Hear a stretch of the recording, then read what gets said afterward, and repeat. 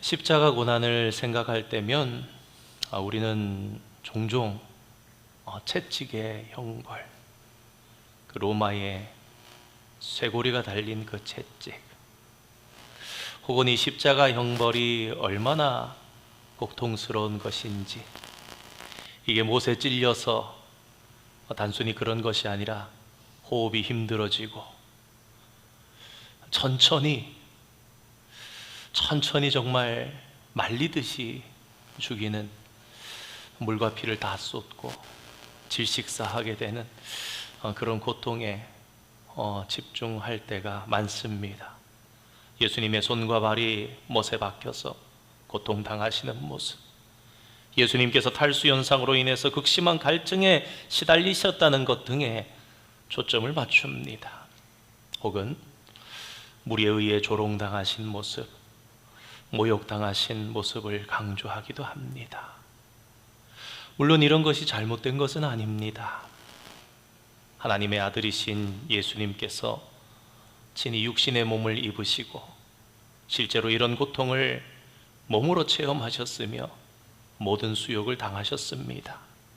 그리고 그런데도 하나님께서는 아들을 돌보지 않으시고 그냥 내버려 두셨습니다.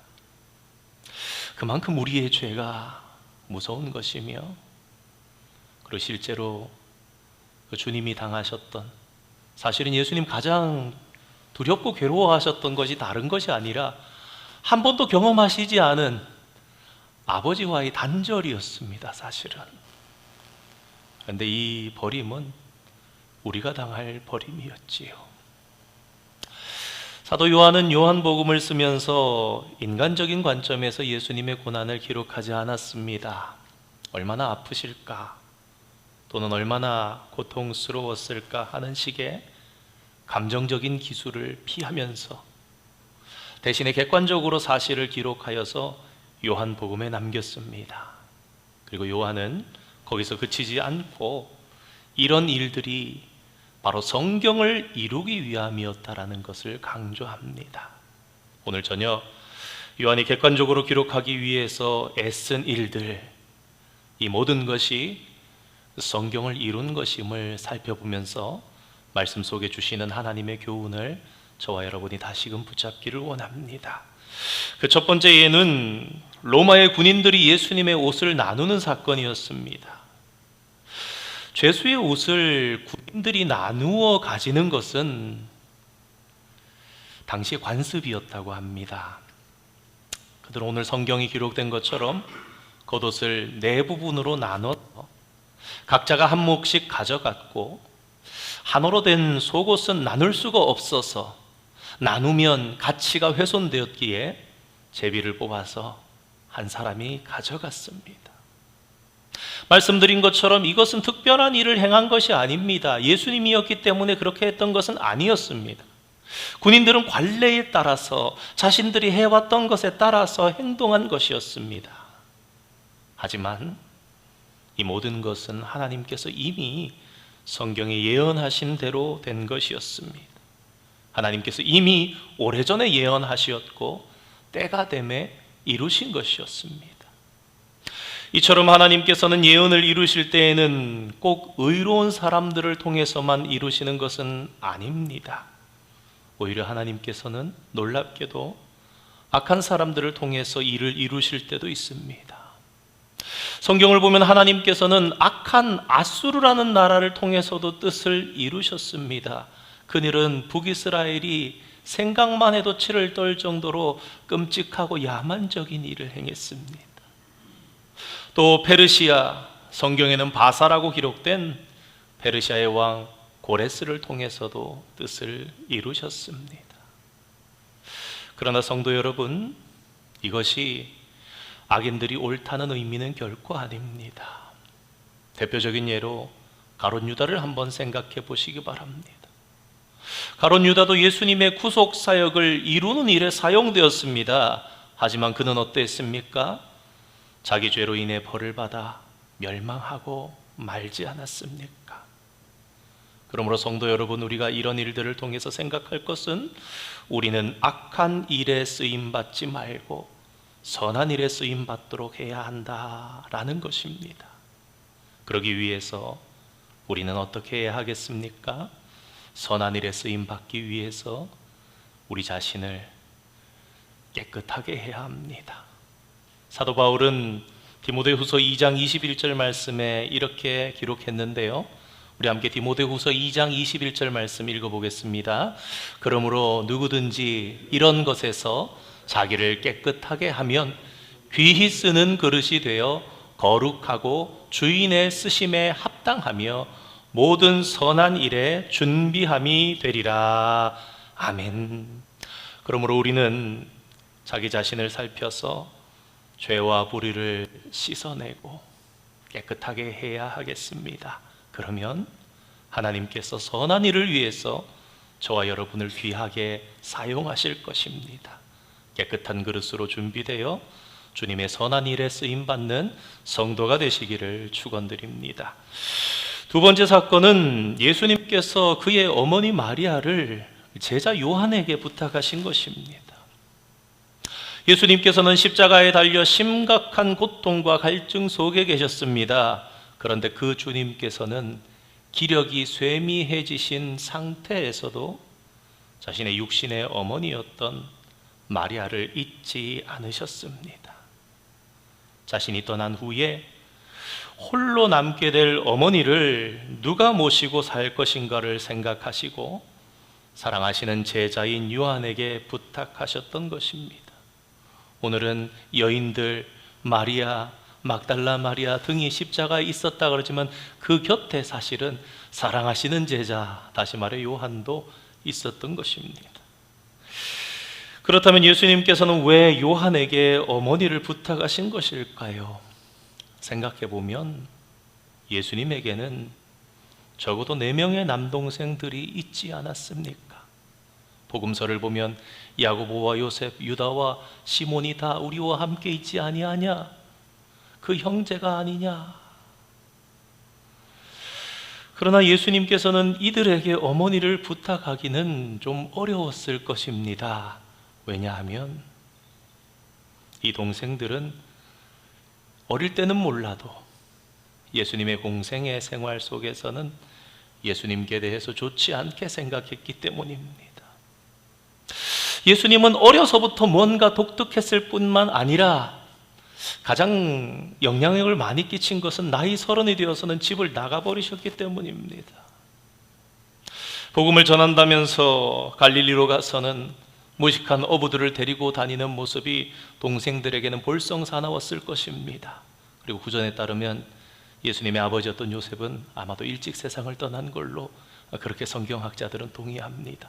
아버지도 계시지 않는데 첫째 아들인 예수님이 좀 집을 돌보고 어머니를 돌보고 해야 하는 것 아닌가.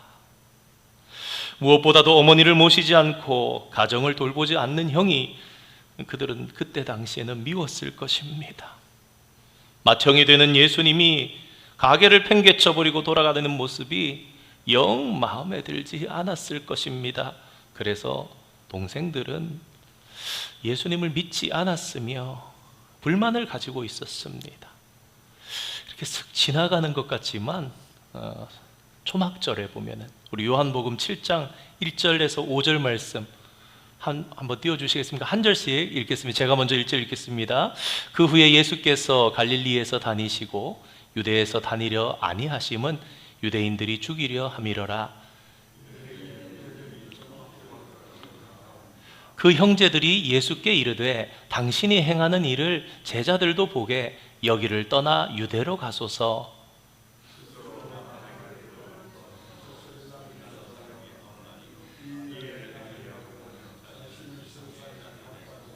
함께 읽겠습니다. 이는 그 형제들까지도 예수를 믿지 아니함이로라. 초막절이 되었는데 집에 머물고 계시니까 동생들이 부축입니다. 예루살렘에 올라가셔야 되지 않겠습니까? 하면서 이런저런 얘기를 하는데 사실은 그것이 비꼬면서 그들도 믿지 않았다, 그런 얘기를 합니다. 또 우리 마가복음 3장 21절 말씀 한번 보겠습니다. 함께 읽겠습니다. 예수의 친족들이 듣고 그를 붙들러 나오니 이는 그가 미쳤다 하밀러라. 갈릴리에서 복음을 전할 때의 상황입니다. 진짜 용신할 수 없게 거리고 집이고 예수님이 계신다 그러면 몰려드는 그때, 집에 들어가시니 무리가 다시 모여들므로 식사할 겨를도 없었더라. 그런 다음에 예수님의 친족들이 듣고 이렇게 기술되는데요. 우리 31절 말씀도 한번 보겠습니다. 마가복음 3장 31절. 그때에 예수의 어머니와 동생들이 와서 밖에 서서 사람을 보내어 예수를 부르니, 이때 한 집에 들어가서 주님이 복음을 전하실 때였습니다. 사람들이 다 들을 때인데 몸이 차마 들어갈 수 없는, 틈새를 비집고 들어갈 수 없는 그때에 사람을 보내서 얘기해서 좀 불러달라. 왜 그러냐? 사람들이 내 아들 미쳤다 그러는데, 사람들이 우리 형 이상하다 그러는데, 귀신이 병을 고치는 거 아니냐 그러는데, 온 세상의 구세주로 예수님을 바라보는 우리들에게는 마땅하신 예수님의 모습입니다. 하지만 육신의 형으로, 내 형님으로 보았던 동생들에게 예수님의 모습은 단순히 평범하지 않은 정도가 아니라 이해하기 힘든 모습이었을 것입니다. 그런 상황에서 동생들에게 어머니를 부탁한다, 이러기 어렵지 않으셨을까? 그런 추측들을 해봅니다. 만일 그렇게 한다면 어쩌면 그들은 평생 예수님을 믿지 않게 될 것을 주님은 아셨을지도 모를 것 같습니다. 그래서 예수님께서는 자신의 제자였던 요한에게 어머니를 부탁하셨습니다. 이런 일들 때문인지 몰라도 사실은 어머니와 형제들 120문도가 함께 마가의 다락방에서 기도하고 성령을 체험했습니다. 뿐만 아니라 나중에 예루살렘에 수장이 되었던 야고보는 예수님의 동생 야고보, 오늘날 우리가 야고보서를 받고 있는 그 야고보는 기둥같이 여기는, 사도행전 18장 후반에 나오는 기둥같이 여기는 예루살렘의 수장, 예수님의 동생 야고보였습니다. 아무튼 이에 대해서 성경은 요한이 그때부터 바로 예수님의 어머니 마리아를 자신의 집에 모셨다, 다시 말해 예수님의 부탁에 요한은 즉각 순종하였습니다. 좀 생각해 본다거나 아내와 의논해 보지 않았습니다. 그랬더라면 예수님의 명령을 지키기 아마 더 힘들었을 것입니다. 요한은 예수님의 부탁에 즉시 순종했습니다. 그래서 평생 동안 마리아를 모셨습니다. 심지어 이스라엘 팔레스틴 지역을 떠나서 에베소로 가서 목회할 때도, 작년 가을에 우리 성도님들 몇몇 분들을 가보셨겠지만 에베소에 가면 이 요한에 대한 유적이 많이 남아있고, 요한이 있었던 터가 있는, 장막이 있었던 곳에 기둥이 4개가 있고, 멀지 않은 곳에 마리아의 집 유적도 에베소에 있습니다. 아마 몇 년 전에 한번 사진으로 수요예배 때 보여드렸던 적이 있었던 것 같습니다. 아무튼 그래서 마리아가 에베소에서 살다가 죽을 때까지 사도 요한은 예수님의 부탁을 잘 들어주었습니다.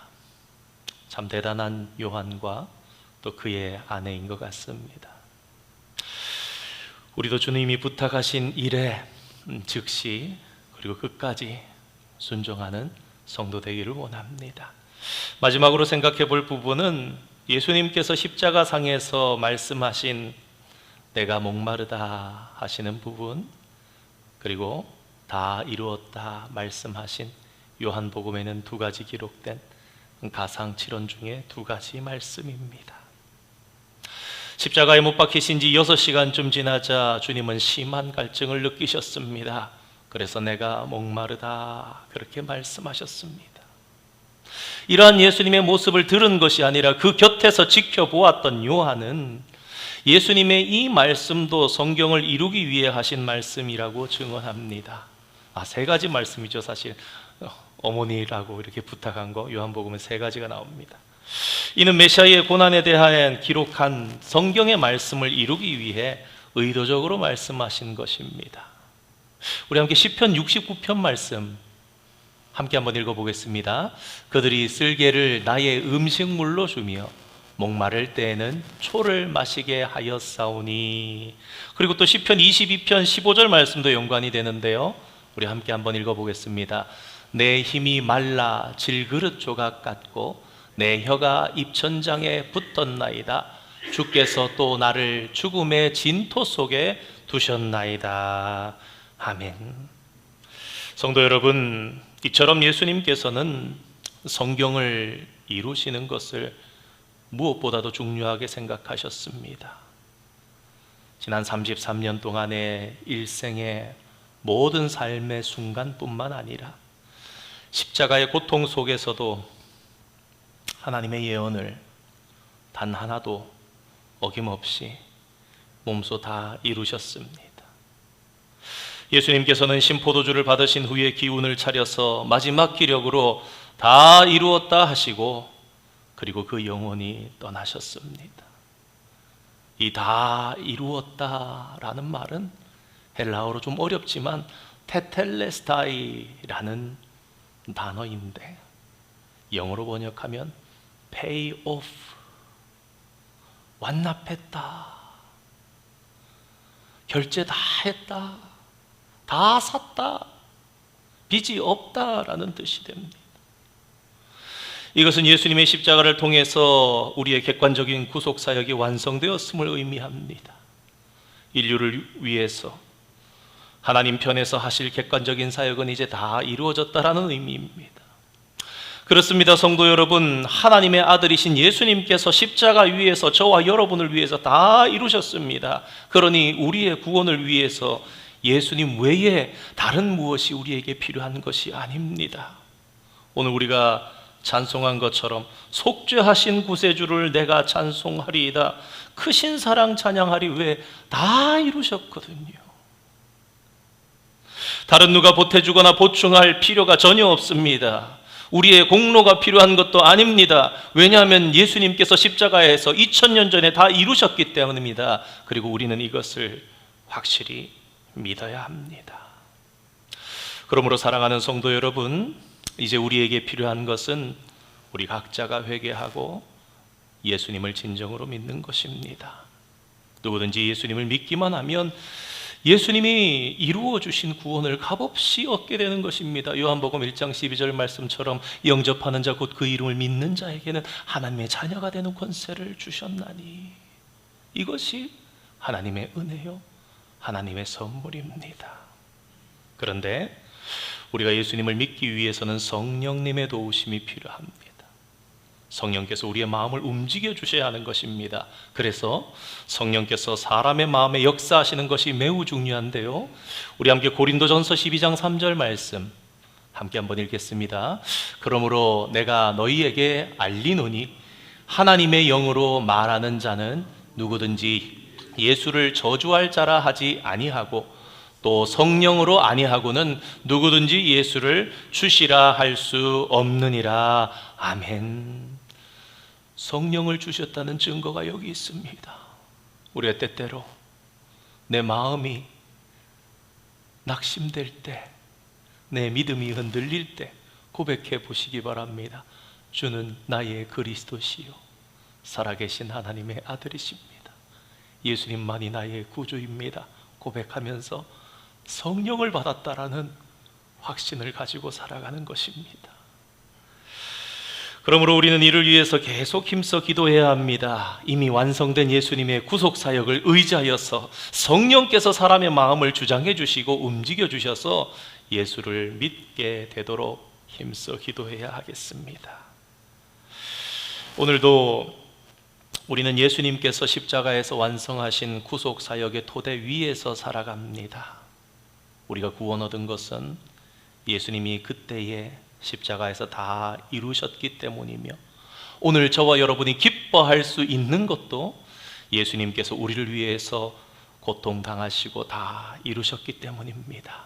그러므로 우리는 날마다 우리 예수님의 십자가의 고난을 생각하며 그 십자가에서 흘러나오는 은혜를 생각하고 감사하는 삶을 살아야 하겠습니다. 오늘 내가, 매일 내가